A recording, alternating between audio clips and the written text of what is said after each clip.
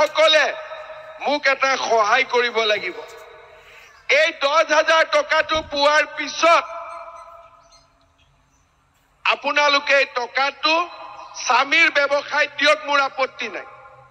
বোলে মোৰ হাজবেণ্ডে ঠেলা চলাই ই নতুন এখন ঠেলা কিনক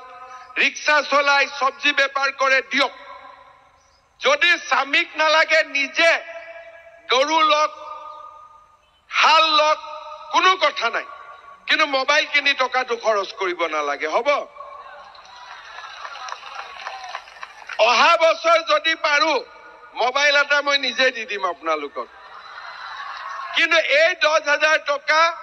মোবাইলত খৰচ কৰিব নালাগে যি সকলে ভাল কৰি খৰচ কৰিব তেওঁলোকক 10ৰ জাগাত মই 25,000 টকা আৰু দি দিম হ'ব বুজি পালে কিন্তু যোন যাৰ আকৌ 3টা বাচ্চা আছে আকৌ 4 নম্বৰ কৰি দিব হিটো নাপাব আকৌ আজি 3টা আছে পালে আকৌ অহা কালি 4 হৈ গল তেতিয়া কি হ'ব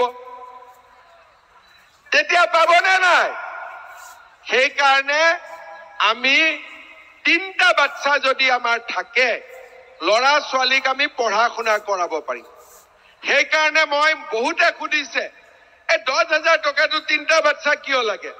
মই এই কাৰণে বিচাৰিছো আমাৰ অসমত হিন্দু হক মুছলমান হক সকলোৰে ঘৰবোৰ যাতে ভাল হয় কম সন্তান হলে লৰা ছোৱালী স্কুলত যাব কলেজত যাব ডাক্তৰ হ'ব ইঞ্জিনিয়াৰ হ'ব বেছি বাচ্চা হলে কাৰো কোনো স্কুলত গৈছে নে নাই খাইছে নে নাই কোনো খবৰে নাথাকে সেই কাৰণে আমি 10,000 টকাটো এনেকে দিব খুজিছো যাতে মহিলাসকলে ঘৰখন চলোৱাটো সহায় কৰিব পাৰে নিজেও আগবাঢ়ি যাব পাৰে আৰু নিজৰ স্বামীকো সহায় কৰিব পাৰে ঠিক কথা কৈছো নে মই শ্ৰদ্ধাৰ ৰাইজ আমি আৰু বহুত কাম কৰিব খুজিছো 1 অক্টোবৰৰ পৰা ৰান্ধনীৰ দৰমহা বাঢ়িব অংগনবাদী কৰ্মী সহায়িকাৰ দৰমহা বাঢ়িব 1 অক্টোবৰৰ পৰা